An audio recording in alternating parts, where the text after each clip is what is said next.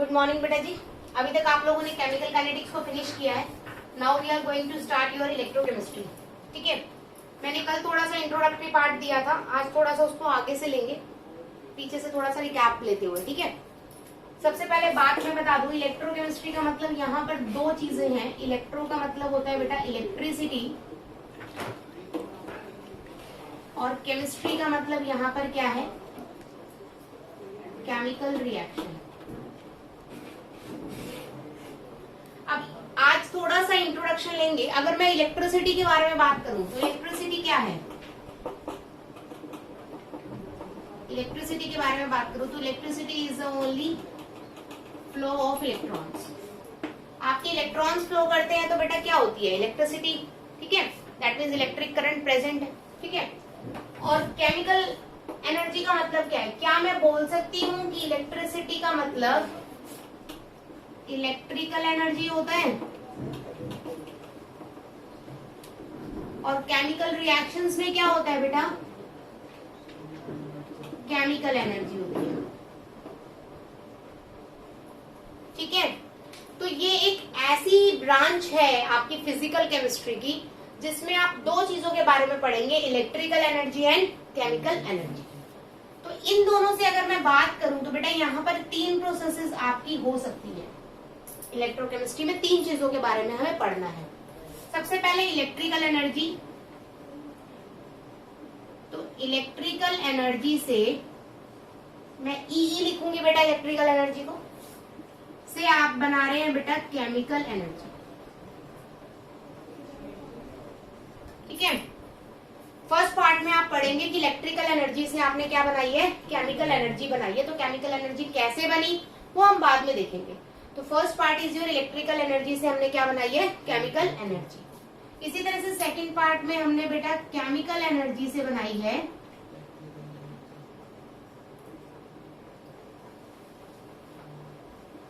Electrical energy. Chemical energy से second मैंने क्या बनाई है बेटा, इलेक्ट्रिकल एनर्जी। कैसे बनेगी वो भी देखेंगे। और थर्ड हम इलेक्ट्रोकेमिस्ट्री में पढ़ेंगे अबाउट कंडक्टेंस ऑफ सॉल्यूशन। अब तक फ्रॉम द 9th क्लास आप पढ़ते हुए आए हैं कि मेटल बहुत आसानी से इलेक्ट्रिसिटी क्या करता है, कंडक्ट करता है। लेकिन आपने ये भी पढ़ा है कि एक्वस सॉल्यूशन ऑफ NaCl ले लिया मैंने, एक्वस सॉल्यूशन ऑफ NaCl, तो ये आयंस में टूट जाएगा, Na पॉजिटिव और Cl नेगेटिव, और ड्यू टू दीज आयंस आपका जो है सॉल्यूशन क्या करता है, कंडक्टिविटी शो करता है, दैट इज इलेक्ट्रिक करंट को कंडक्ट करता है। ठीक है, क्यों, कैसे, कौन कौन से फैक्टर वो बाद में देखेंगे। ठीक है, नेक्स्ट और देखिए, इसमें थोड़ा सा और करते हैं। इलेक्ट्रिकल एनर्जी का तो मतलब हमें क्लियर हो गया कि इलेक्ट्रिकल एनर्जी किस वजह से है बेटा, बनती किस वजह से है, फ्लो ऑफ इलेक्ट्रॉन्स की वजह से। केमिकल एनर्जी किस वजह से बनती है, केमिकल रिएक्शंस बेटा दो तरह की होती है, स्पॉन्टेनियस और नॉन स्पॉन्टेनियस।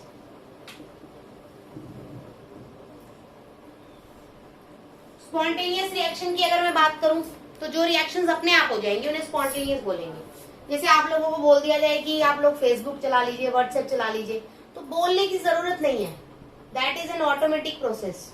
जैसे ही आपको टाइम मिला आप तभी 2 सेकंड में फोन निकालेंगे और उसमें शुरू हो जाएंगे, तो वो प्रोसेस कहलाती है स्पॉन्टेनियस, जो अपने आप चलती है। क्या आपके पीछे फोर्स लगानी पड़ेगी, आपको जबरदस्ती धक्का देना पड़ेगा कि नहीं नहीं नहीं व्हाट्सएप चलाओ, नहीं नहीं नहीं फेसबुक चलाओ, ऐसा कुछ करने की जरूरत नहीं है, आप अपने आप ही ये चीजें करने लग जाते हैं।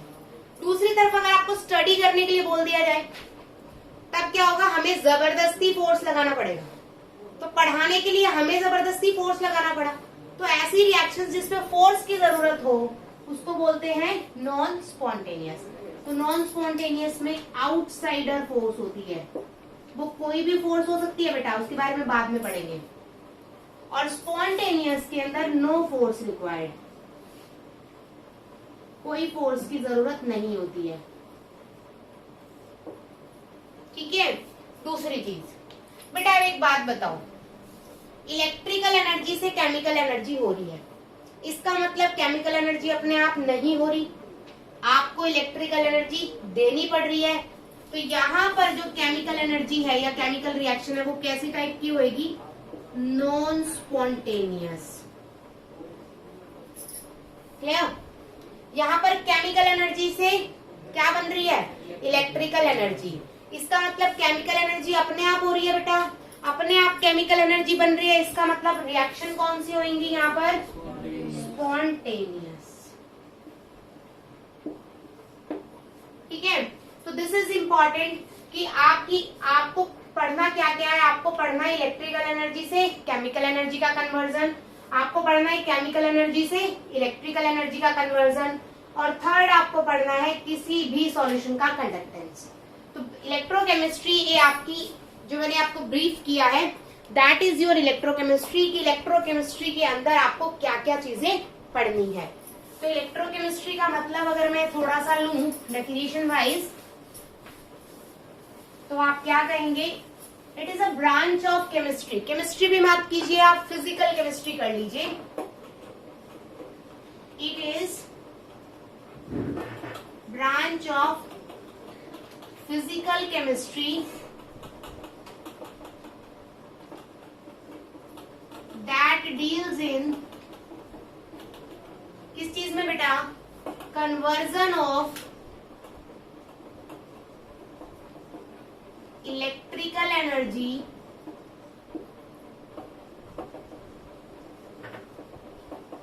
टू केमिकल एनर्जी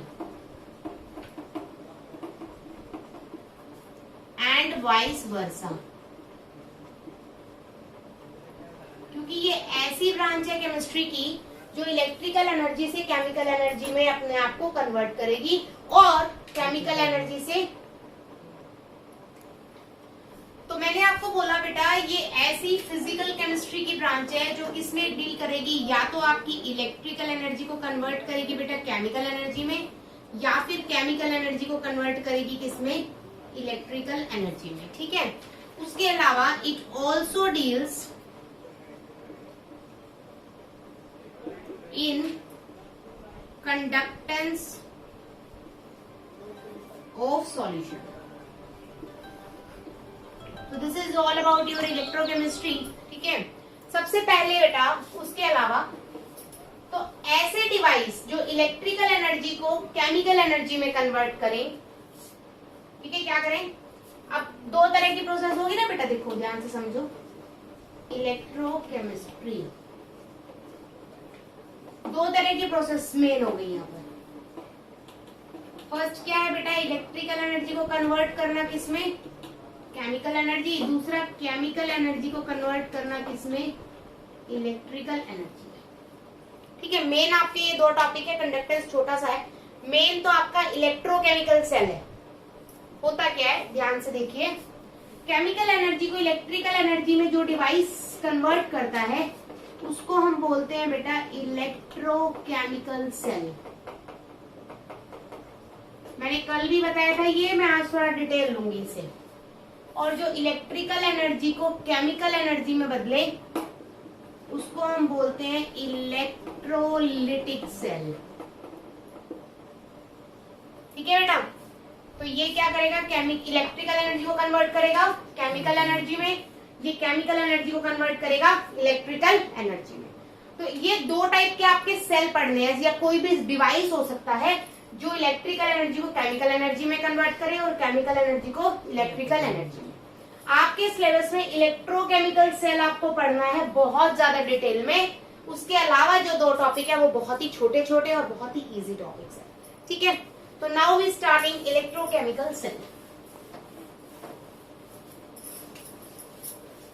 आज मैं आपको ये बताऊंगी कि इलेक्ट्रोकेमिकल सेल को डिस्कवर किया क्यों गया था, या कैसे दिमाग में आया कि इलेक्ट्रोकेमिकल सेल होना चाहिए।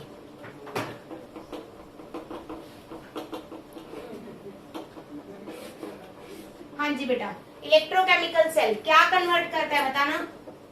Cell which convert chemical energy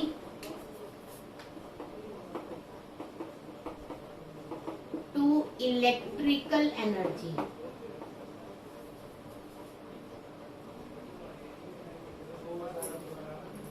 एक एक्सपेरिमेंट में यहाँ बता रही हूँ जो आपने बचपन से पढ़ा है फ्रॉम द 9th क्लास, लेकिन उसका यूज आपको आज समझ आएगा। आपने एक बीकर लिया, थोड़ा छोटा ले लेते हैं, काफी बड़ा बीकर हो गया, कॉपर सल्फेट भरेंगे तो ज्यादा हो जाएगा ना। मैंने यहाँ पे CuSO4 ले लिया बेटा, कॉपर सल्फेट, ठीक है। थोड़े टाइम बाद मैंने इसमें एक रॉड डाल दी। ये रॉड मैंने जिंक की ले रखी है बेटा, इसकी ले रखी है जिंक की, ठीक है। थोड़े टाइम बाद जिंक की रॉड गल जाएगी, यही पढ़ा है आपने 10th क्लास में। ये भी पढ़ा है आपने, कॉपर सल्फेट सॉल्यूशन का कलर क्या होता है, ब्लू होता है ना। और थोड़े टाइम बाद वो क्या हो जाएगा, व्हाइट हो जाएगा, कलरलेस हो जाएगा। तो दिस इज द रीजन जो साइंटिस्ट के दिमाग में आया कि कुछ इस तरह का सेल भी हो सकता है। कैसे? आफ्टर सम टाइम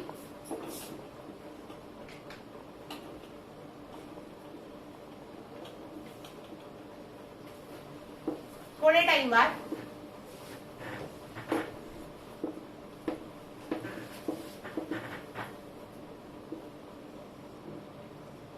कुछ ऐसे रोड गल जाएगी बेटा। अब जिंक रोड ऊपर से तो बेचारी ठीक है, लेकिन नीचे से बिल्कुल पतली हो गई है, और ये क्या हो गया बेटा, कलरलेस,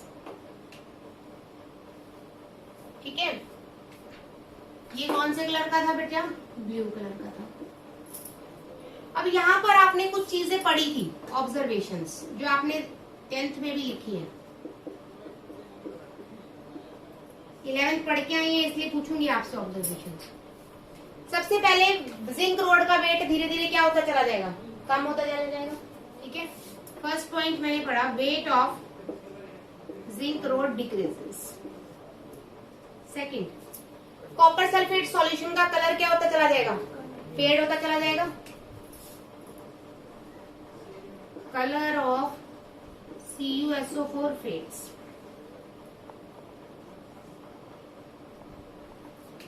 यहाँ पर रेड कलर के पीपीटी इकट्ठे जाते थे बेटा,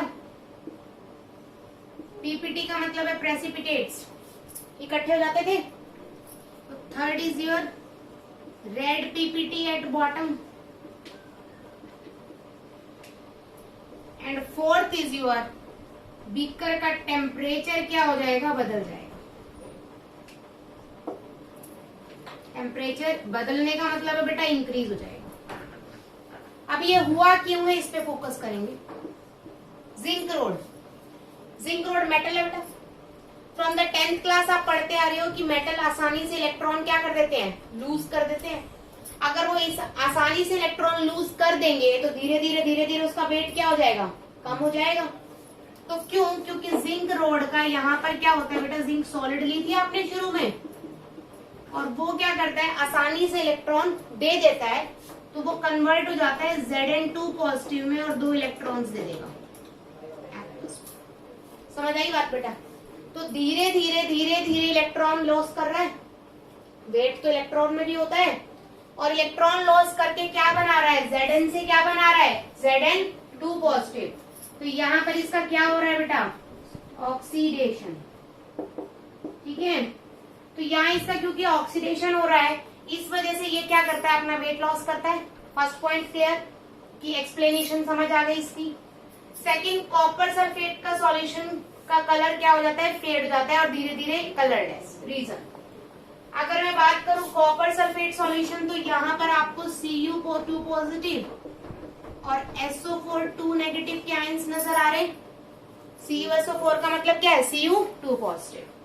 तो जो 2 इलेक्ट्रॉन जिंक डोनेट करता है, वो 2 इलेक्ट्रॉन Cu2 पॉजिटिव आपके गेन कर लेते हैं बेटा, और आपका बनाएगा Cu सॉलिड। कलर क्लियर होगी बात? तो ब्लू कलर किसकी वजह से था, Cu2 पॉजिटिव की वजह से। धीरे धीरे Cu2 पॉजिटिव ये 2 इलेक्ट्रॉन गेन कर लेगा, ले लेगा, और किस में कन्वर्ट हो जाएगा, Cu सॉलिड में। कॉपर का कलर ब्लू देखा है क्या, बिल्कुल नहीं, नॉर्मल येलोइश कलर होता है। तो that's the reason, reddish colour होता है। तो इसी रीजन की वजह से कॉपर का कलर क्या हो जाता है, यहाँ सॉल्यूशन का खत्म हो जाता है। क्यों? क्योंकि जितने भी Cu2 पॉजिटिव आयन है वो सारे के सारे सॉलिड कॉपर में कन्वर्ट हो रहे हैं। समझ आई बच्चा? गेन ऑफ इलेक्ट्रॉन को हम क्या बोलते हैं बच्चा? रिडक्शन। यहाँ रिडक्शन हो रहा है राजी। थर्ड में बात करूं रेड पीपीटी, कॉपर बन रहा है ना बेटा सॉलिड, तो वो इकट्ठा हो रहा है यहाँ पे, इकट्ठा होता है, इसका कलर क्या होता है? Reddish brown.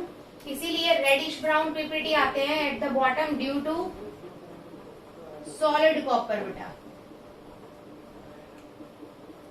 Solid copper bottom में इकट्ठा हो जाता है, उस वजह से कलर पीपीटी का क्या हो जाता है? Reddish brown. टेम्परेचर बदल गया बेटा। कौन कौन सी रिएक्शंस हो रही हैं? ऑक्सीडेशन और रिडक्शन। जब दोनों ही रिएक्शंस होती हैं तो मैं कह सकती हूँ कि यहाँ पे रिडॉक्स रिएक्शन हो रही है। तो इस रिडॉक्स रिएक्शन की वजह से टेम्परेचर क्या हो जाता है बेटा?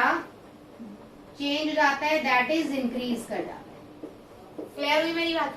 तो जब ये एक्सपेरिमेंट हुआ बेटा तो उस टाइम पर हम लोगों ने सोचा कि क्यों हुआ। उस साइंटिस्ट ने सोचा, उसने सोचा कि यार यहाँ पर ये सब हो रहा है तो कहीं ना कहीं टेम्परेचर बदल रहा है। तो ये बात तो हम पढ़ते आ रहे हैं फ्रॉम द 9th, क्या उससे भी पहले से, कि एनर्जी हमेशा एक फॉर्म से दूसरी फॉर्म में कन्वर्ट होती है, वो ना तो बनाई जा सकती ना ही खत्म की जा सकती। तो यहाँ टेम्परेचर जब इंक्रीज हो रहा है तो उसको लगा कि इस टेम्परेचर को वो चेंज कर दे, किसमें? इलेक्ट्रिकल एनर्जी में या किसी भी यूजफुल एनर्जी में, ताकि इसको यूज किया जा सके। क्योंकि ये तो टेम्परेचर जो बढ़ रहा है वो तो वेस्ट हो रहा है। तो उसके माइंड में यहीं से आइडिया आया कि ये जो टेम्परेचर इंक्रीज हो रहा है वो सारा का सारा वेस्ट हो रहा है, तो उसको किसी ना किसी फॉर्म में अगर मैं कन्वर्ट कर दूं तो मेरा बहुत आसानी से क्या होगा? कोई एक सेल बन जाएगा या मेरी एनर्जी स्टोर हो जाएगी। क्लियर? इसी आइडिया को दिमाग में लेके हमारे साइंटिस्ट ने इलेक्ट्रोकेमिकल सेल को डिस्कवर किया था। एक ऐसा सेल जो आपकी क्या करता है? केमिकल एनर्जी से, मतलब केमिकल रिएक्शन से बनने वाली एनर्जी को किसमें कन्वर्ट करता है? इलेक्ट्रिकल एनर्जी में कन्वर्ट करता है। क्लियर हुई मेरी बात? कोई डाउट है यहाँ तक?